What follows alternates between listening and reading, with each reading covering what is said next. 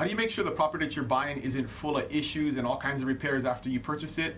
The answer is home inspections, and we're going to talk about that up next.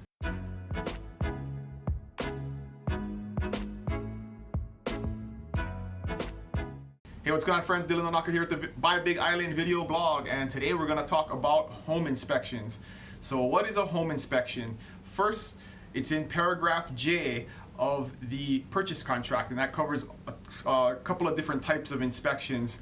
And the first and most important one is paragraph J1, which talks about the initial home inspection. And normally, customarily, it's 14 days. About the first 2 weeks is what you're given to do your initial home inspection.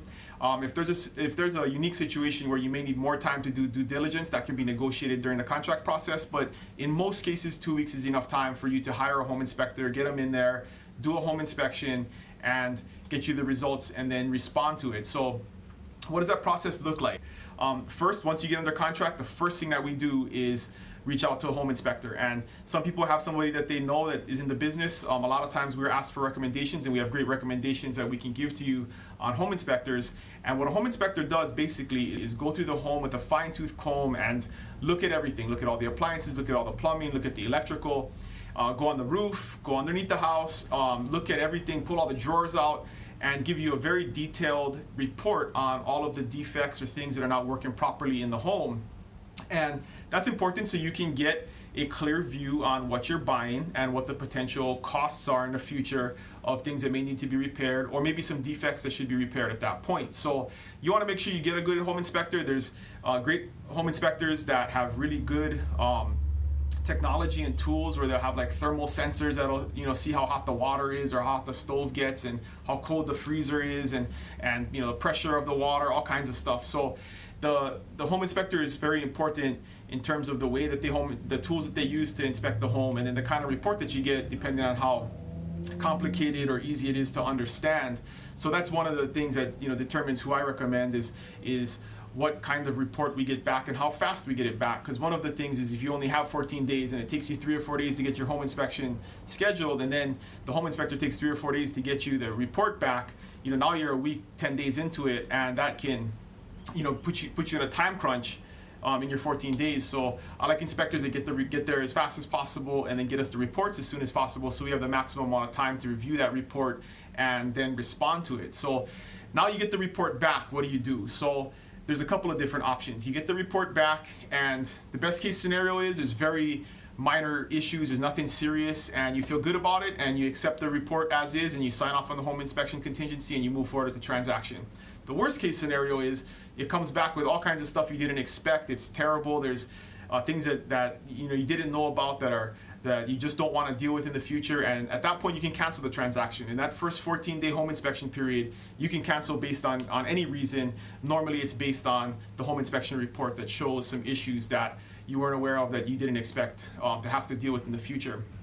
But those are the extremes. In the middle, which is where we usually end up, there are issues. Home inspections are very detailed, so that's one thing to expect. Is you're going to get, if a home inspector is doing their job right, you're going to get a long list of things that are maybe not working properly or defective or whatever it is. If you're buying a used home, there's going to be lots of stuff. What you really have to do is look at what are the serious issues that you absolutely can't live with, that are health and safety issues, that are security issues, if doors don't lock, things like that you definitely want addressed prior to taking ownership. And in that case, you can go through that list, prioritize what are deal breakers in a sense, and then request repairs. So you do a request for repairs to the seller, and the seller will then be able to respond to that and say, yes, we'll do that, no, we won't, whatever the case is. And at that point, it's kind of a negotiation as to what the seller will do and what they won't do. Sometimes a seller doesn't want to do anything, so you can ask for just a credit. You can say, I'll take a $2,000 credit at closing to conduct the repairs after close, and that's one way you can satisfy a home inspection. Or you can also ask for a price reduction if you feel like, hey, the roof is going to need to be repaired. It's going to cost me $15,000. The seller doesn't want to do it. You can negotiate a price reduction of $15,000 prior to close, and then deal with those things after you close on the property and you take ownership of it. So there's a couple of different options and things to do, whether it be request for repairs or a credit or a price reduction or cancellation or acceptance. So there's a lot of things you can do, and you just have to work through that when the time comes. So there's a lot going on there, and getting through that first 14 days is usually the most treacherous in a real estate transaction, to get through that home inspection period. But it's a very important part because you got to know what you're buying. But some things that you should keep in mind when going through that process is both sides have to be reasonable, right? And that is the biggest stumbling block that we have, is when the seller doesn't want to do anything and the buyer wants absolutely everything done, a long list of 50 things repaired. And you really have to be reasonable on both sides. When you're buying a house, whether it be very new or old, there's going to be issues throughout the house, and you cannot expect a perfect house. And so you just have to deal with those issues and figure out what the priorities are and what you definitely want to focus on. And you don't want to ask for things to be repaired that are working properly. A lot of times a home inspector will point out that the water heater is 20 years old, or the solar water system is 15 years old, and what the useful life expectancy is of those appliances. But as we all know, there are many appliances that last long beyond their useful life, and there are some appliances that die in the first year, and you can't really reasonably ask for like the refrigerator to be repaired just because it's old, right? You can't ask for a new refrigerator just because it's old.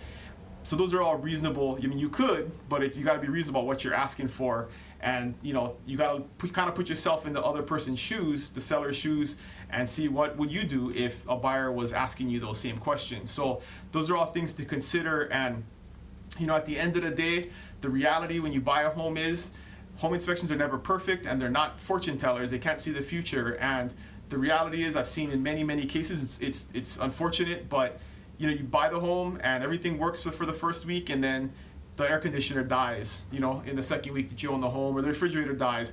And those are obviously things that nobody could have foreseen coming, and it's just the risk of buying a home, just like buying a car. You can buy a car that works perfectly when you test drive it, and then in the first week the transmission goes out or whatever it is. So you have to be reasonable about it and understand that home inspectors do the best job they can, but they're never perfect, and it's just a process. It's a risk of buying anything that you buy, not working afterwards. But you want to make sure you get a thorough inspection done. So the things that should be addressed, like things locking, or straps on a water heater, which should be called out by an appraisal, or smoke detectors working. Those are health and safety things that should be addressed by a seller, and a seller's agent should help coach their seller along to be reasonable about those requests when they're made. So home inspections are super important. If you have any questions about them, we're always here to answer those questions. And if you need some referrals on home inspectors that you may want to consider using, we're happy to do that. But make sure you're working with somebody who understands that process, and then also understands the negotiating process, to make sure you're getting the maximum done that you can get done, and getting through that home inspection process so it's a win-win for both sides and you can get that transaction closed. So as always, thank you guys for watching. Appreciate it, and I'll see you guys next week. Aloha.